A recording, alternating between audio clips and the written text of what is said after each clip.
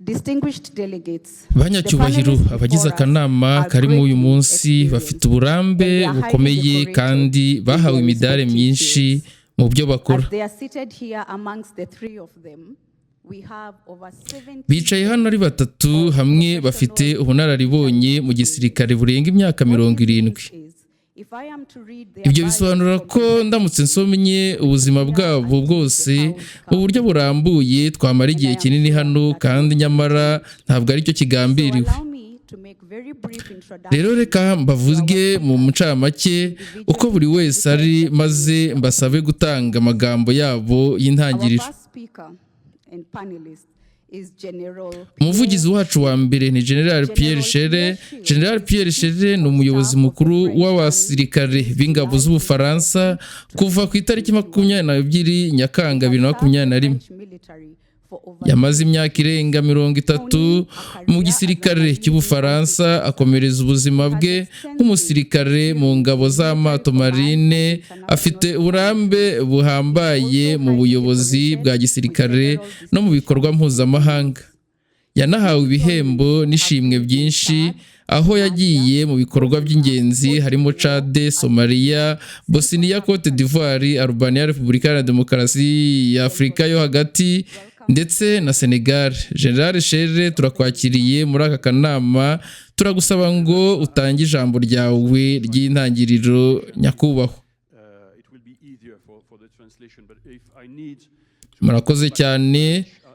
Nagerageza kuvuga mu Cyongereza kugira ngo biborohere mu gusobanura mu rindi ndimi, ariko niba byaba ngombwa ndaza no kuvuga mu Gifaransa.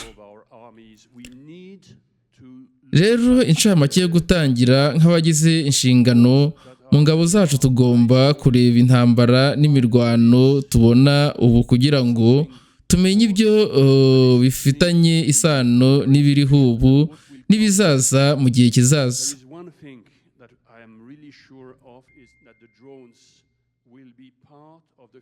Hari ikintu kimwe rero nizeye rwose,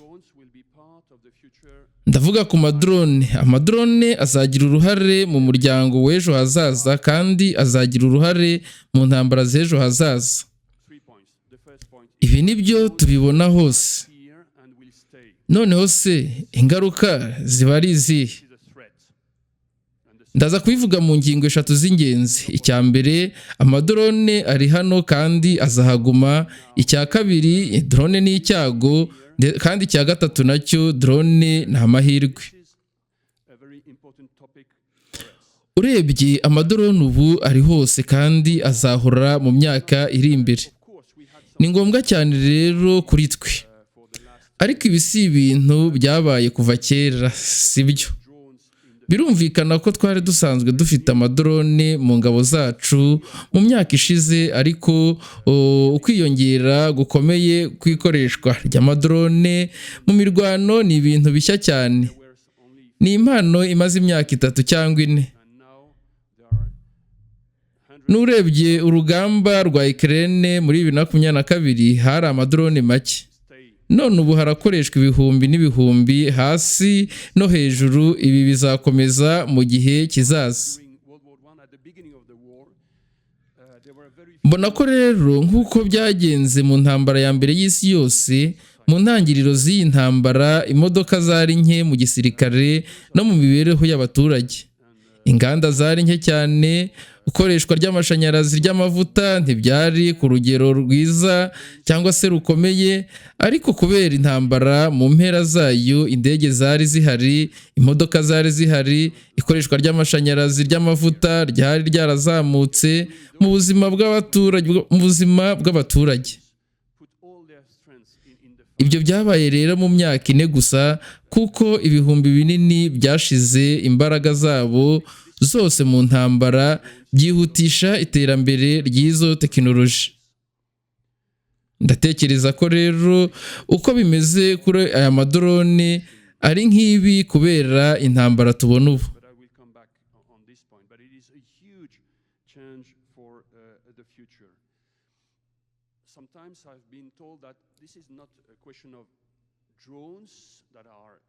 Ese twavuga ko ari impinduka ntoya cyangwa ko ari revolisiyo? ndi kuvuga ko ari impinduka nini, ariko ndagaruka kuri ubu buryo. Ni impinduka ikomeye ku hazaza. Hari abambwira ko atari amadorone ubwayo yazamutse iterambere, ahubwo ari ubwenge bw'ubukorano AI n'itumanaho rya telefone. Ibyo rero bisobanura ko ari inyongera z'ikoranabuhanga rya digitali ku madorone ari gutuma impinduka igaragara ku rugamba, bityo rero n'imibereho y'abantu ikaba mu nzira y'impinduka. Ikindi nshaka kuvuga ni mu gusoza iki gice cya mbere kivuga ko amadorone azabaho ariho. Ntekereza ko bizagenda bimeze kimwe no kuri robo zo ku butaka. Amadorone rero yo mu kirere ari kuyoborwa vuba kurusha robo zo ku butaka. Ariko icyo tubona mu mirwano y'ubu ni uko izo robo zo ku butaka nazo zirimo kugaragara cyane mu bijyanye no gutanga ibikoresho cyangwa se twakwita logistic. Nizeye ko rero mu myaka 5 iri imbere ikibazo cya robo zo ku butaka kizagira impinduka ikomeye ku rugamba. Icyambere cyavuzwe ni amadorone ari hano kandi azaguma. None se dutekereze dute kuri yo? Icyambere tubona nicyo. Iki ni icyago gishya turi mu gihe aho intambara kavukire hagati y'urwana n'urinda ituma urwana cyangwa se inkota afata icyiza ku buryo buhambaye. Bivuze ko rero kugeza ubu nta gisubizo gihagije, ubwirinzi buhamye. Dufite rero kuri ayo madorone nta bwirinzi buhamye ndetse nta n'igisubizo gihamye dufite kuri ayo madorone. Turimo rero gushaka ibisubizo kandi bishobora kuba igisubizo kirimo ibyiciro byinshi cyangwa se mu kurinda aya madorone. Ariko ukuri ni uko uyu munsi inkota ifite inyungu, bityo rero ikoreshwa benshi kandi izakoreshwa no kutubangamira. Ikindi kandi izi tekinoloji ziri kuba zishobora kugerwaho n'abandi. Bishatse kuvuga ko amatsinda atari aya leta ashobora kuzazifashisha, biroroshye kuzigura. Bityo rero zishobora gukoreshwa n'abagizi ba nabi, imitwe yitwaje intwaro n'abandi batari aba leta. Tuzahangana nabo. Ni ikibazo rero kirimo kugaragara hose.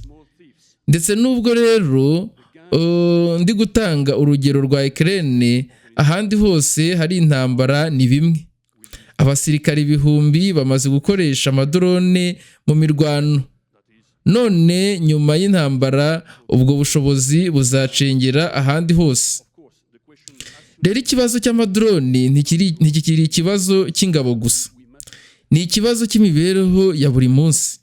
Abashaka gucunga abandi bazakoresha amadorone, abajura bato bazakoresha amadorone, imitwe yitwaje intwaro y'iterabwoba izakoresha amadorone, ingabo nazo zizakoresha drone. Ni icyago rero gihuriweho n'igipolisi ndetse n'ingabo. Kandi rero by'akarusho, aho tuvugira amadorone tuba tugomba no kuvuga ku bijyanye no kubarinda. Kurinda rero ni ngombwa igihe izo drone ziri kuva mu zikoreshwa n'abana bakina toy drone zigana ku masasu cyangwa intwaro zicukura umuvuduko munini, icyo twakwita hypervelocity weapons. Kurinda rero ikirere bizaba ingenzi cyane. Ibi byasaba rero gucengera ahantu hatandukanye uburyo bwo gutahura no gukomatanya systeme zo guhangana n'amadrone hamwe n'izindi ntwaro zishobora gukorana ku ntera ntoya cyane cyangwa se ntoya n'intera ndende.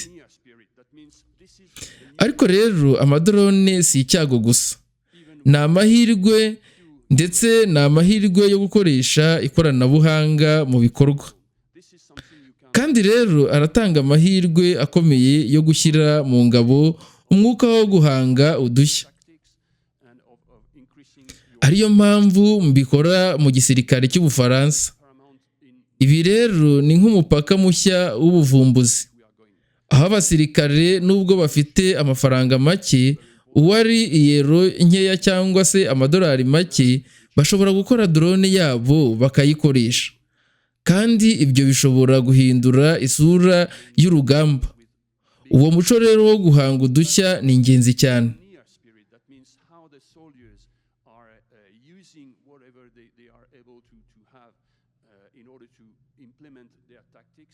I think this is one of the keys of the future for our armies in a time when the technology is evolving so fast. So using this question of drones in order to say to my army, small French army, let's use, and soldiers, let's use the drones as the new frontier and have this pioneer spirit.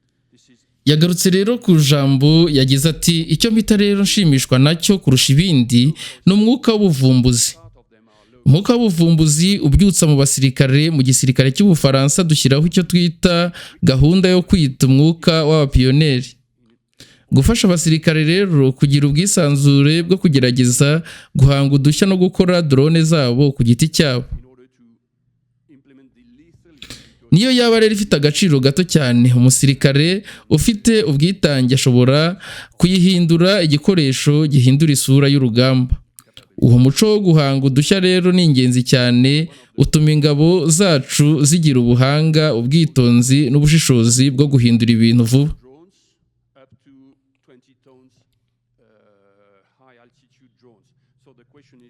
Mu ruhare rero rw'ubwenge bw'ubukorano AI, hari abambwira bati generali, ikibazo si amadrone ubwazo, ahubwo ni ubwenge bw'ubukorano.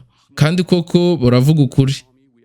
Iby'ukuri ni impinduka nyazo, ni ya digitali. Icyo gituma rero drone zihindura byinshi, si ukuguruka kwazo gusa, ahubwo ni ubumenyi n'ubwenge bw'ikoranabuhanga biziyobya, rero bikazifasha gufata ibyemezo no kohereza amakuru mu gihe nyacyo. Turi kwinjira rero mu gihe aho ubwenge bw'ubukorano buzajya bufasha cyangwa bukagira uruhare mu gufata icyemezo by'intambara.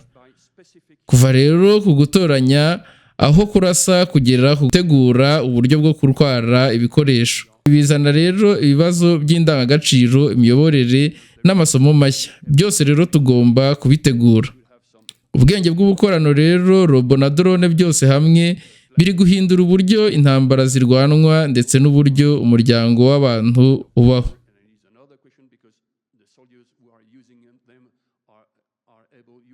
Mu magambo magufi rero, igihe cy'amadrone kidusaba kugira ubushishozi, guhindura imitekerereze no kuyoborana icyerekezo gishya, aho ikoranabuhanga n'ubumuntu bigomba gufatanya.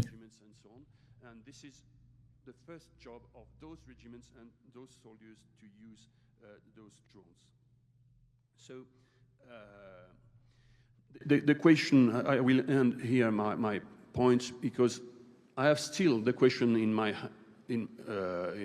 army: is it only a transition, or will it change the way of fighting? Is it a revolution or an evolution? I think it is an evolution. That means what we see also is on the fights under our eyes, we see that, of course, there are those new technologies, including drones, C2, digitalization, use of low space, and so on. But at the same time, there are still the trenches and the mud and the fear and the direct fight between the soldiers and the shelling and so on. And this is a pity. We need to go toward the new topics and domains, including drones, but as an addition to the traditional skills we have. And the question is, how do we have in the same units or in the same army some very strong, no-fear soldiers and some geek in order to be able to exploit the new domains and the new tactics? Because once again, as soon as there is a new equipment, the question is not how to use the equipment, but how to make an evolution into the tactics. And if drones are making an evolution, they are deeply they are deeply changing some parts of the fight. And for example, one of the experimentation we have made in the French army is that we are transforming some of our cavalry recce regiment squadron into cavalry recce drone squadrons. That means how do we use how do we have new tactics when the drones are coming, and not only using the drones as making better the missions we were doing before. So those were the points I wanted to give initially. Thank you very much, General Schill. You have truly progressed our discussion this morning. You have led us and probably persuaded us to your view that drones are the new norm in warfare, and that we are currently witnessing an evolution of sorts. You've also pointed out that we are actually in a different phase altogether, from the drones up in the sky to robotics for land forces. You've also directed and amplified how big a problem we are dealing with, that whereas the military are looking at drones as threats in the battlefield, it is actually a wholesome societal problem, and the scenarios are as advanced from petty crime to what we find in the battle spaces. Thank you very much.